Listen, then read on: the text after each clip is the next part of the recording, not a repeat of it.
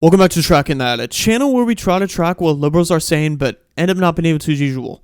And in this video, we have my favorite author, J.K. Rowling, torching all the woke radicals to pieces for allowing a man to compete against another woman at the Olympics, this time in a boxing match. Now, J.K. Rowling is my favorite author of Harry Potter series because I grew up under that. And yes, she doesn't like Donald Trump, but I love whenever she posts on Twitter roasting the whole TIAQ+ ideology. But this whole boxing shindig comes after the most disrespectful opening of a TV program in history, with satanic rituals, a bunch of large drag queens and Smurfs disrespecting the Last Supper.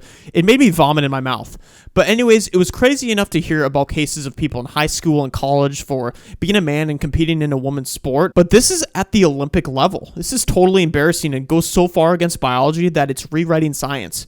There's absolutely no place with the biological outlook of a man that even transitioned to be in a position to make it fair against a woman, regardless of any suppressants taken. The musculature, the previous and current testosterone, the basic difference in leverage and bone structure. To allow this man to go against this woman is so incredibly disrespectful to women that this is a radical attempt at erasing women from existence. Now, you've seen the clip play multiple times. I'm not going to just play the whole thing because I don't really feel like getting copyrighted by the Olympics, and I'm pretty sure they're probably not going to want to circulate this clip because this is ruining the Olympics. But what Angela Carini, the one that got hit in the face by a man, she's from Italy actually, said about the punch is that she's never been punched so hard. And she obviously called it right away after she first got punched because it's completely unfair. And she was crying in despair for working so hard to get to the point, only for a selfish man to ruin it for her. But this is what misogyny is. Not Donald Trump, but selfish, woke men invading women's space. And Main Caliph, or whatever his name is, I don't really care to pronounce it right, was somehow cleared to compete in the Olympics, even though a test found he had XY chromosomes. And it's funny because the only people that care about men competing in women's sports are first, Republicans,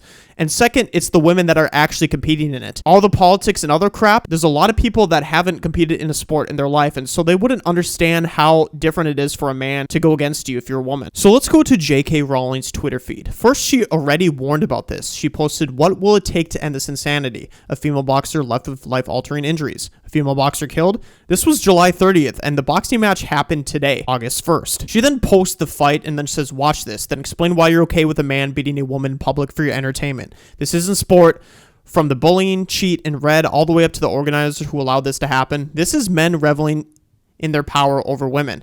And she's exactly right. If this isn't bullying to women, I don't know what it is. Years ago, I couldn't think of a time in history where it would make any sense for a man to go against a woman other than to just bully them. Then she retweets Riley Gaines saying men don't belong in women's sports. Let's get this trending. A young female boxer has just had everything she's worked and trained for snatched away because you're allowed a male to get in the ring with her. She talked about how a young female boxer got everything that she worked for stripped away from her because of a man. And then she posts this image of the man patting her on the back and smiling. Now, either these men are too stupid to realize what they've actually done to women, or they're just making a mockery of women. And I'd like to take the latter of mockery of a woman. And if you want to actually talk about gender dysphoria, they can absolutely help themselves by not ruining it for women. They can just take themselves away from sports, live the way they want to, ask people to use their pronouns. If they don't, then don't cry about it because some people don't believe in that, like myself. But they have to force women to compete with them. And that's where the line gets drawn every time.